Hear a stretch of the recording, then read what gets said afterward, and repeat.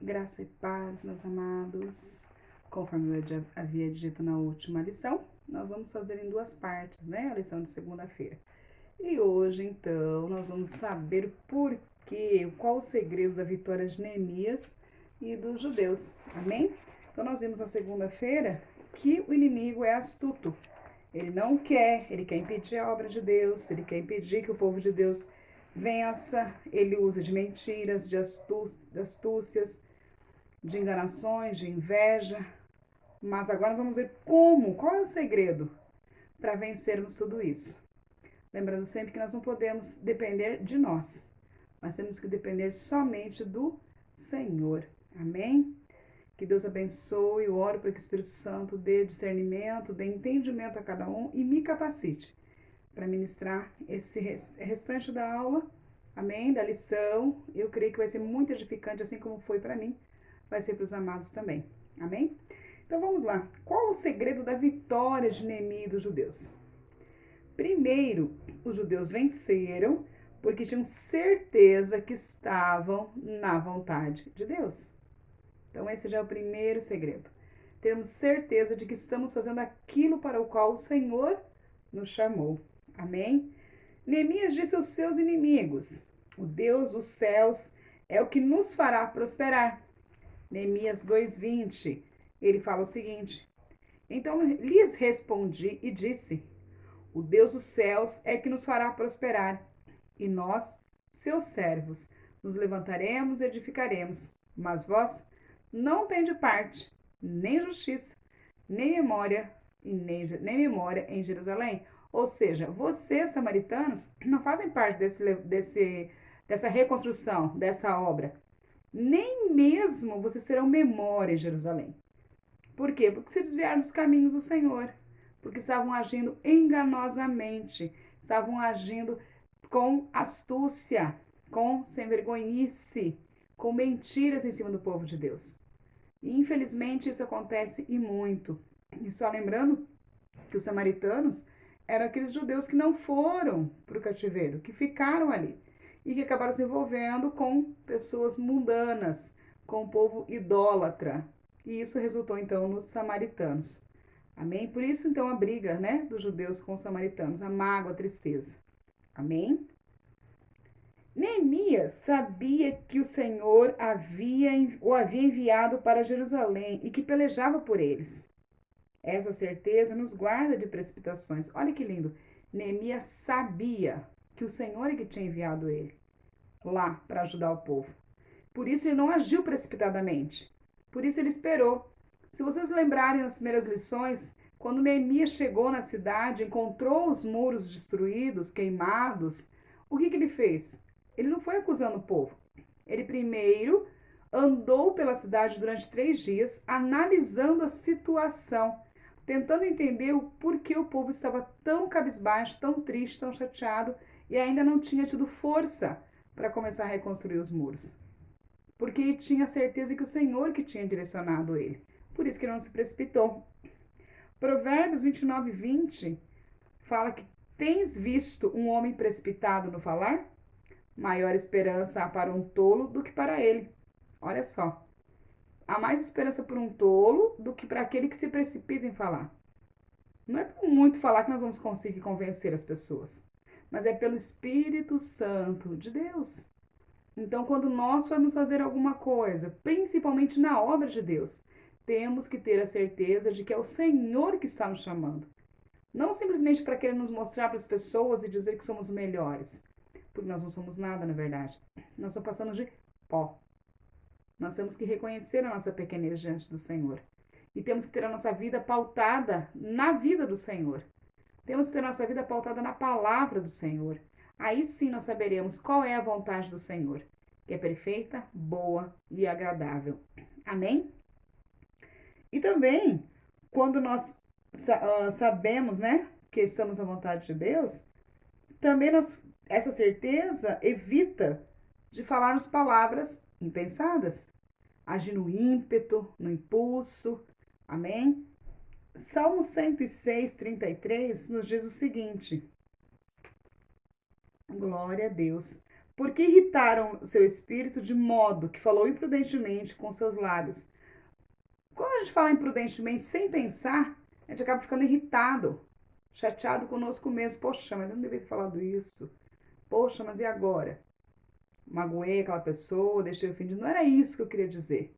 Porque agimos no momento do ímpeto. Então temos que buscar discernimento da parte do Senhor.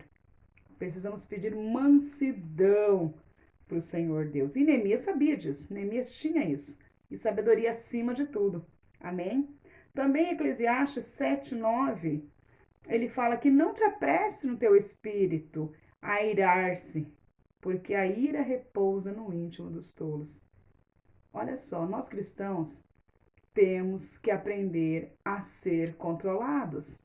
Como falamos na segunda-feira, ter um pavio longo, ter um estupim comprido. Não podemos estourar por qualquer coisa, não podemos explodir por qualquer coisa. A palavra de Deus que nós temos que não podemos nos apressar a ficar irados, ou seja, ficar com raiva, com mágoa, bravos. Por quê? Porque a ira repousa sobre os tolos. E se somos nova criatura em Cristo Jesus, não somos mais tolos, porque temos que buscar a sabedoria que vem do alto. Amém? E também ele fala em Provérbios 25:11, como maçã e salvas de ouro, como maçãs de ouro e salvas de prata, assim a palavra dita ao seu tempo. Ou seja, como maçãs de ouro em bandejas de prata, ou seja, é algo requintado, é algo fino, que traz prazer, alegria, que enriquece a quem recebe. Porque muitas vezes até temos as palavras certas, mas se falarmos no momento errado, acabamos destruindo, prejudicando, colocando tudo a perder. Por isso que temos que ter sabedoria, por isso não podemos nos irar com facilidade. Amém? Podemos assim governar o nosso espírito, a lição diz.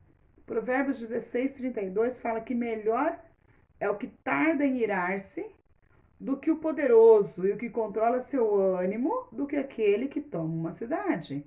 Olha só, é melhor tardar-se no irar. Nós somos melhores, né, do que aquele que tem poder, que domina. E quando controlamos o nosso ânimo, somos melhores até mesmo daquele que toma uma cidade inteira. Olha só como é sério isso. Como é importantíssimo termos autocontrole. Isso vem como? Vem da onde? Vem do Senhor. E Neemias tinha isso. Neemias sabia. Neemias foi afrontado. Ah, mas ele não falou nada, ele tinha sangue de barata, como alguns falam por aí, mas eu não tenho sangue de barata. Nós não temos sangue de barata, nem sangue de espanhóis, nem sangue de italianos. Nós temos o sangue de Cristo. É esse que tem que correr nas nossas veias. E se temos o sangue de Cristo, temos que ser tardios em irar mesmo. E temos que ser rápidos em perdoar. Amém? É o que a palavra de Deus nos ensina. E Neemias sabia disso. Outro ponto pelo qual, ou outro segredo pelo qual os judeus e Neemias venceram os inimigos foi pela oração. Essa palavrinha tão pequena, oração, é orar e agir. A lição anterior fala que enquanto eles trabalhavam, uma parte trabalhava e segurava em uma mão a espada e na outra o material, o instrumento que estava usando. Na segunda-feira nós vimos que Neemias escalou alguns para ficarem de guarda, porque eles foram ameaçados, né, por Sambalate e Tobias e Gesem. Então, o que Neemias fez? Não, nós vamos orar sim, vamos continuar a obra sim, porque a obra não pode parar, mas vamos colocar vigias. Então, é orar e agir. Agir e orar. Amém? Neemias era um homem de oração. Com frequência, nós lemos que Neemias orava. E olha como ele orava. Ouve, ó nosso Deus, lembra-te de mim para o bem. Lembra-te, meu Deus, de Tobias e Sambalate. Olha que interessante. Ele não fala assim, Senhor, lembra de mim, atende a minha súplica, me ensina a ser melhor, faz o bem para mim. Mas, fuzila lá o Tobias, Sambalate e Gesem. Imagina, eu fico inventando histórias a meu respeito, dizendo que eu quero ser rei. Isso é uma calúnia. Não, Neemias não orou dessa maneira. Muito pelo contrário, ele fala assim, lembra-te, meu Deus, de Tobias e Sambalate. Ou seja, Senhor, eles estão me importunando, o Senhor tem visto. Mas lembra deles. Toca, transforma, faz a tua obra na vida deles. Em outras palavras, seria isso que Neemias queria dizer. Olha lá, Neemias 4:4. Ouve, ó Deus, nós que somos tão desprezados, e torna o seu opróbrio sobre a sua cabeça, e dá-nos por pressa a terra do cativeiro. Ou seja, Senhor, apressa-te em nos dar vitória. Apressa-te em acabar com os inimigos que nos perturbam, que nos caluniam, que inventam mentiras, que agem com astúcia. Amém? É assim que Neemias orava. Outro versículo, Neemias 6,14. Lembra-te, meu Deus, de Tobias e Sambalate, conforme a estas suas obras, e também da profetisa Noadia, e dos mais profetas que procuram atemorizar-me. Ele só pede para Deus lembrar, tipo, Senhor, ó, o Senhor está vendo o que eles estão fazendo, mas eu os entrego nas suas mãos. E um cristão tem que agir dessa maneira. Um cristão não deve tomar as dores para si. Não deve querer sair na porrada, vamos lá, vou resolver do meu jeito. Não. É o Senhor quem resolve os problemas. Basta que nós coloquemos as mãos dele. Sim, ele tem os instrumentos, ele usa vidas para nos auxiliar, para resolver problemas. Ele nos dá sabedoria? Sim. Mas tem algumas afrontas, tem alguns problemas, tem alguns levantes do inimigo que somente o Senhor pode resolver. E nesse caso, oramos e entregamos como Neemias fez. Amém? Outro ponto aqui é no Neemias 13:29, que ele fala: lembra-te deles, Deus meu, pois contaminaram o sacerdócio, como também a aliança do sacerdócio dos levitas. Olha só, Neemias não está acusando, Neemias está falando para o Senhor, lembra que eles contaminaram o sacerdócio. Também contaminaram a aliança do sacerdócio dos levitas. Os levitas eram os que cuidavam do templo, que carregavam os utensílios do templo, que mantinham limpo e organizado. E os sacerdotes que realizavam as oferendas, os cultos, as ofertas alçadas ao Senhor. Amém? Os sacrifícios pelos pecados, pela expiação. E ele fala aqui que eles contaminaram. De que maneira? Distorcendo a verdade, levando outros povos idólatras e pagãos para o meio do povo cristão e fazendo com que o povo cristão se desviasse. Mas em momento algum Neemias acusa. Fala, Senhor, tá vendo? Olha lá o que eles estão fazendo, tá vendo o que eles estão fazendo? Eles estão acabando com a gente. Não. Neemias ora humildemente, pedindo que o Senhor veja o que está acontecendo. Amém? Aquele que ora, olha que lindo, amados, aquele que ora coloca a sua dificuldade diante do Senhor, que quer e pode resolvê-la. O mesmo Deus que nos exortou a orar também prometeu responder às nossas orações. Olha que lindo. Aquele que ora coloca suas dificuldades diante daquele que quer e vai solucioná-las. Então, quando nós oramos, nós colocamos diante do Senhor aquele problema, o Senhor nos ajuda e o Senhor soluciona este problema. Lógico que às vezes a solução que o Senhor dá não é aquela que nós desejamos, mas aquela que o Senhor sabe que é o melhor para as nossas vidas. Amém? Vamos ver alguns textos que falam sobre isso. Jó 22:27. Olha quem foi Jó. Olha a situação que ele viveu. Orarás e ele te ouvirá e pagará os seus votos. Jó está falando, ora que o Senhor vai te ouvir e ele vai responder. Amém? Salmo 50:15 também fala: invoca-me no dia da angústia e eu te livrarei e tu me glorificarás. Olha só que lindo, invoca-me. Invoca o Senhor, clama o Senhor no dia da sua angústia e eu te ouvirei. E eu te livrarei e tu me glorificarás. Aleluia. Depois nós temos Mateus 7, 8 e 11. Mateus 7. Pedid e dar-se-vos-á. Buscai e acharei. Bateis e abrir-se-vos-á. Porque aquele que pede, recebe. Aquele que busca, encontra. E o que bate, abrir-se-lhe-á. Se vós, pois, sendo maus, sabeis dar boas coisas aos vossos filhos, quanto mais o vosso Pai, que está nos céus, também não lhe dá bens aos que lhe pedirem. Olha, outra confirmação do Senhor que Ele vai atender ao nosso clamor, às nossas orações. Se nós, sendo maus, sabemos dar boas coisas aos nossos filhos, quanto mais o Senhor, que é maravilhoso. Tem outro aqui, Salmo 46, 1. Deus é o nosso refúgio e fortaleza, socorro bem presente na angústia. Aleluia.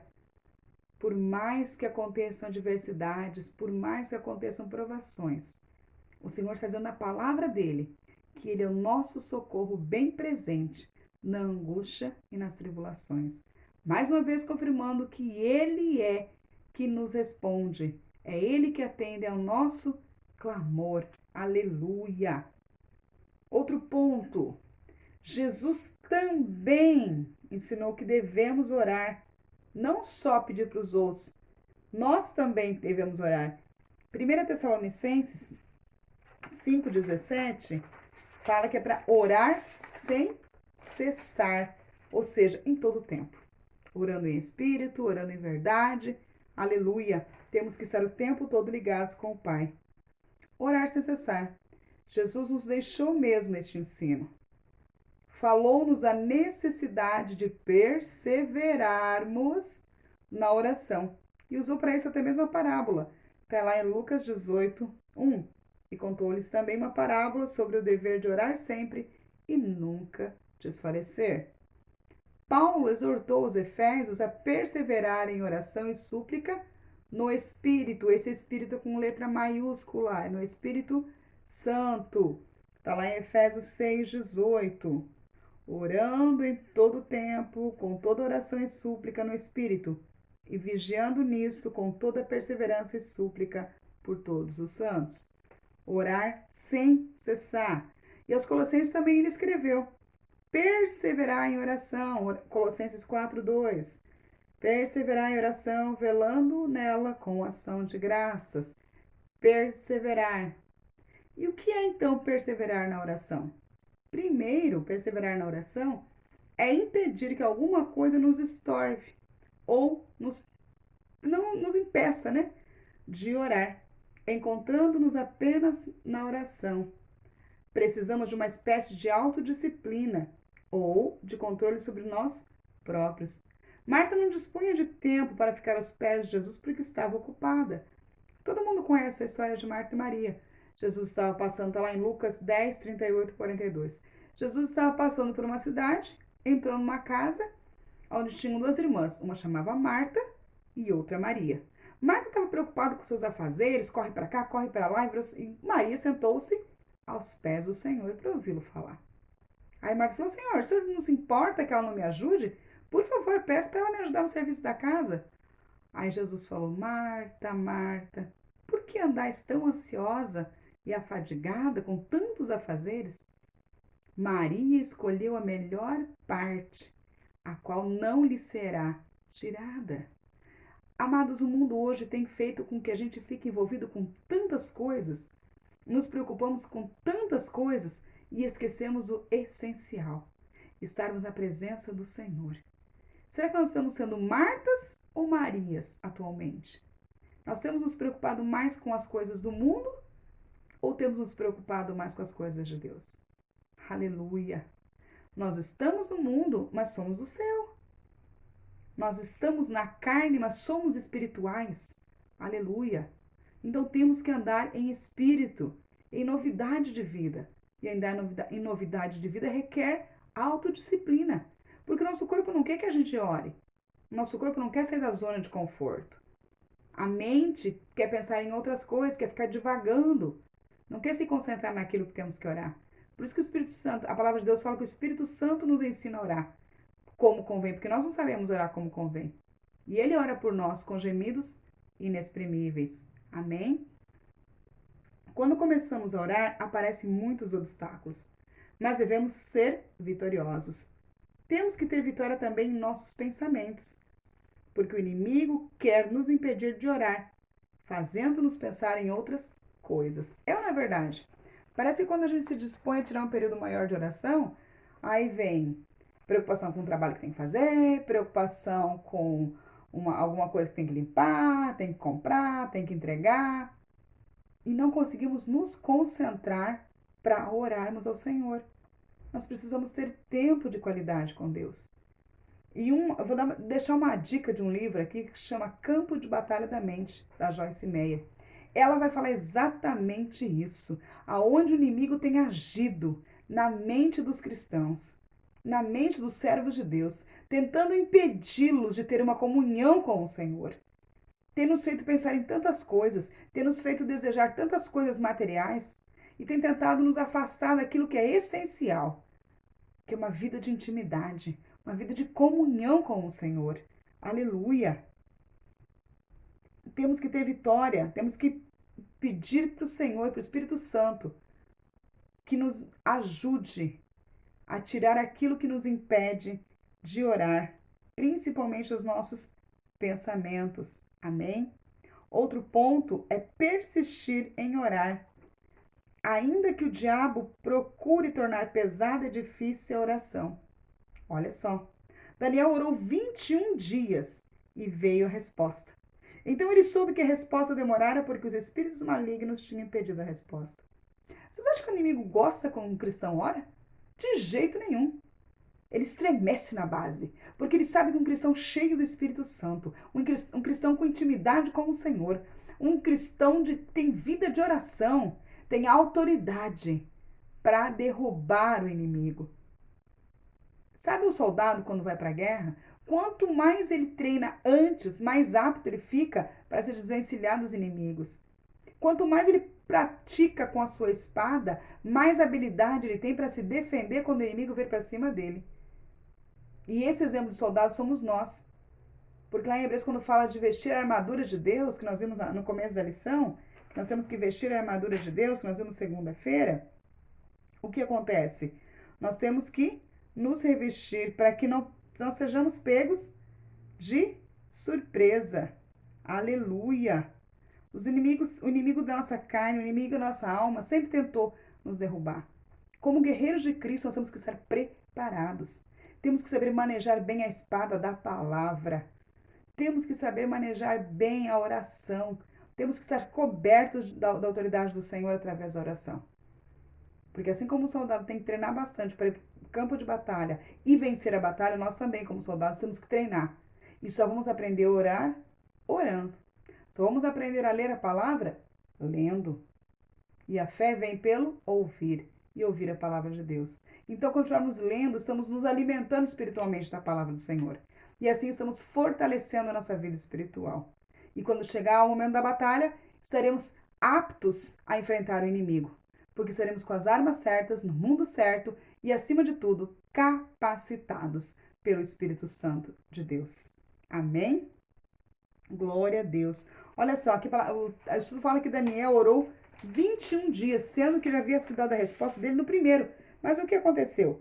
A palavra de Deus diz lá em Daniel 10, de 11 a 14, o seguinte. E ele disse, Daniel, você é muito amado. O anjo estava falando para Daniel. Aleluia. Preste bem atenção ao que eu vou falar. Levante-se, pois eu fui enviado a você. Quando ele me disse isso, pus-me de pé tremendo. E ele prosseguiu. Não tenha medo, Daniel. Desde o primeiro dia que você decidiu buscar entendimento e humilhar-se diante do seu Deus, suas palavras foram ouvidas e eu vim em resposta a elas. Mas o príncipe do reino da Pérsia que me resistiu durante 21 dias. Então Miguel, um dos príncipes supremos, veio em minha ajuda, pois eu fui impedido de continuar ali com os reis da Pérsia. Agora vim explicar a você o que acontecerá ao seu povo no futuro, pois a visão se refere a uma época futura. Olha só, e Daniel estava aonde? No cativeiro, no meio de um povo estranho, com costumes estranhos, comidas diferentes, hábitos diferentes. Mas ele não se deixou contaminar, igual os samaritanos, que ficaram no meio de um povo estranho e deixaram-se contaminar. Daniel não deixou. Daniel continuou com a sua vida de oração, com a prática de orar pelo menos 3 vezes ao dia. Por isso que no primeiro dia que ele havia orado, o Senhor já havia respondido. Mas o inimigo sabia que se Daniel recebesse a resposta, tudo ia ser transformado. porque ele sabia que Daniel era um homem que intercedia pelo seu povo. Ele sabia que Daniel era um homem de oração. E a oração pode muito em seus efeitos. Por isso que o inimigo tentou impedir que o anjo entregasse a bênção. Mas Daniel perseverou, até que a sua oração fora respondida. E nós, temos perseverado em nossas orações? Ou temos desistido diante do primeiro obstáculo? Do primeiro impedimento que o inimigo coloca diante de nós? Amém? Outro ponto aqui, que Jesus nos mostra a mesma verdade na parábola da viúva. Lucas 18, de 1 a 6. Lá fala que tinha um juiz que não temia nem mesmo a Deus. O cara era tão ruim que nem a Deus ele temia. E a viúva ia lá todos os dias. Seu juiz, tem de misericórdia, atenta para minha causa. Eu preciso que seja feita justiça contra os meus inimigos. E o juiz nem estava aí. Não, deixa essa mulher aí. Só que ela foi persistente. Ela continuou, ela perseverou. Aí uma hora ele falou assim, vou ter que liberar, né? Vou ter que agir em favor dessa viúva, porque eu não aguento mais essa mulher aqui na minha cabeça. E o mesmo acontece conosco no mundo espiritual. Quando perseveramos em oração, o inimigo fala, não, chega, esse crente aí não dá não. Não para de orar. Vou deixar que ele receba essa bênção uma vez, porque vou partir para outra. Por isso que nós temos que continuar. Por isso que Jesus ensina essas parábolas, nos contava isso. Leiam atentamente depois. Lucas 18, de 1 a 6. A parábola do juiz iníquo. Amém? Outro ponto é orar até que venha a resposta. Nós já vimos isso aqui também. Isaías 62, 8. Isaías 62, 8, ele vai falar para nós o seguinte. Aleluia. Jurou o Senhor pela sua mão direita e pelo braço da sua força. Nunca mais darei o teu trigo por comida aos teus inimigos, e nem os estrangeiros beberão o teu mosto em que trabalhastes. Tá vendo? O Senhor diz que jurou pela mão direita, por ele mesmo, que ele continuaria abençoando o povo dele. Amém? Outro ponto aqui está Lucas. Orar até que a resposta venha, Lucas 24, 49. E eis que sobre vós envio a promessa do meu Pai. Isso é Jesus falando, né? Ficai, porém, na cidade de Jerusalém, até que do alto sejas revestido de poder. Ficai sentado, dormindo, sem fazer nada? Não. Orando. Orando até que do alto seja revestido de poder. Aleluia. Paulo também orou 3 vezes até que Deus lhe respondeu. 2 Coríntios 12, 8 e 9. Ele fala que orou cerca de 3 vezes para que Deus tirasse o espinho da carne que ele tinha. Mas o Senhor falou, a minha graça te basta, porque eu me aperfeiçoo na sua fraqueza. Aí então Paulo complementa dizendo o quê? Pois então me gloriarei nas minhas fraquezas, para que em mim habite o poder de Cristo. Olha só, Paulo, hein? Aquele que foi convertido, que ficou cego por 3 dias, orou por 3 dias e o Senhor não tirou o espinho da carne. E quando a resposta de Deus é não, como nós ficamos? Aceitamos? Fica essa pergunta para nós refletirmos. Outro exemplo é que Elias orou 7 vezes para que chovesse e choveu. 1 Reis 18, 43, 45. Ele fala para o menino dele, desce lá, vê se... Aliás, sobe na montanha e vê se você vê alguma coisa. Não vejo nada, Senhor. Faça isso por 7 vezes. Na 7ª vez, o que você está vendo? Estou vendo uma pequena nuvem do tamanho da mão de um homem. Então corra. Avisa o rei para aparelhar os seus cavalos, seus carros e correr antes que a chuva o pegue no caminho. E aí a palavra de Deus fala que o tempo fechou e choveu. Mas antes Elias havia orado para que não chovesse. Estava uma seca terrível. Se vocês lerem todo o texto antes e depois, vocês vão ver que ele já tinha lutado com os profetas de Baal, Deus já tinha mostrado seu poder, mas ele tinha orado. Ele tinha vida de oração, oração persistente. Amém? Outro exemplo disso também é Naamã. O Senhor mandou que ele fosse quanto? Eliseu mandou que ele fosse se banhar quantas vezes no rio? 7 vezes. Se ele tivesse desistido da primeira vez, nada teria acontecido. Então, às vezes, não é no primeiro instante que o Senhor nos entrega aquilo que nós queremos. Às vezes, ele até libera a bênção na hora. Mas no mundo espiritual é uma batalha. Por isso que quando nós oramos, nós damos forças para os anjos do Senhor. virem pelejar contra o inimigo das nossas almas. Aleluia. E os discípulos perseveraram em oração até que o fogo caiu. Atos 1:14 e 2, de 1 a 4. Lembra, eles estavam reunidos no Pentecostes? Estavam todos reunidos, não por obrigação, mas por espontaneidade, por unanimidade. Todos estavam juntos, em comum acordo, com Maria, mãe de Jesus, e mais algumas mulheres, orando. E a palavra de Deus diz que o poder do Espírito Santo desceu sobre a cabeça de cada um, como que em línguas de fogo repartidas. E cada um começou a falar numa língua a qual aprove o Espírito assim fazer. Mas eles estavam fazendo o quê? Orando. Jesus já tinha subido para os céus. Jesus já tinha morrido, ressuscitado e tinha subido. Ficaram chorando? Agora acabou, perdemos tudo, nosso mestre se foi. Não. Foram orar. Por isso que nós precisamos orar. E essa foi a chave da vitória de Neemias e dos judeus. Outro motivo de nós orarmos também é uma prova de que o espírito de oração é que opera em nós. O Espírito Santo é o espírito de oração. Quando nós oramos, é uma prova de que o Espírito de Deus, o Espírito de oração está em nós. Amém? Aleluia. Olha aí, Zacarias 12:10. Mas sobre a casa de Davi, sobre os habitantes de Jerusalém, derramarei o espírito de graça e de súplica. E olharão para mim a quem traspassar, e prantearão sobre ele como quem pranteia pelo filho unigênito. E chorarão amargamente por ele, como se chora amargamente pelo primogênito. Zacarias está falando de quem? De Jesus. Que Deus derramaria o espírito da graça sobre o povo no momento da crucificação de Jesus Cristo. E eles chorariam e clamariam pelo Senhor. Então, olha só, o Espírito Santo ora em nós e ora através de nós. Enquanto nós trabalhamos, enquanto nos ocupamos das nossas tarefas diárias. O Espírito Santo não se preocupa acerca da posição do nosso corpo. Isso é, se estamos sentados, deitados, de joelho, não tem importância. O importante é a nossa intimidade com o Senhor.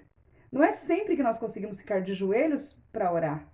Não é sempre que conseguimos ficar sentadinhos para orar. Não é sempre que conseguimos ficar em silêncio para orar. Às vezes temos que orar somente em espírito, porque a correria, o ambiente, o espaço em que nós estamos não nos é permitido ter esse tempo maior. Mas o Espírito Santo que habita em nós, esse ora por nós, com gemidos inexprimíveis. Aleluia! O segredo é confiar. O segredo é orar. Aleluia! Temos que dar liberdade ao Espírito Santo e ele nos levará a ter uma experiência gloriosa de oração. Aleluia! A vitória é nossa pelo sangue de Jesus. Amém? Então eu deixo esse desafio para vocês aí que vão assistir esse estudo. Amém? Curtam, compartilhem esse estudo, compartilhem a primeira parte do estudo. Abençoem mais vidas. Deixa o like de vocês no meu canal, porque isso é abençoado mais vidas. Quanto mais like tiver, mais ferramentas o Facebook, o YouTube, aliás, vai disponibilizar para nós, para melhorarmos a obra de Deus. E o desafio que eu vou deixar aqui é este: deem liberdade ao Espírito Santo e vivam experiências incríveis através da oração. Amém? Que Deus abençoe grandemente a vida de cada um que esteve aqui assistindo, que vai assistir, que vai compartilhar, vai deixar o seu like, vai se inscrever no canal. Não é por mim, mas é pela obra.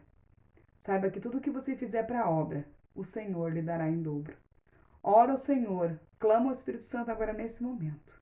Que ele venha derramar do poder, da graça, sobre a vida de cada um que está assistindo esse estudo. Sobre a vida de cada um que vai compartilhar esse estudo. Aleluia. E que ele coloque o desejo de orar no coração de cada um de vocês. E que cada um viva uma experiência única e sobrenatural através do Espírito Santo de Deus.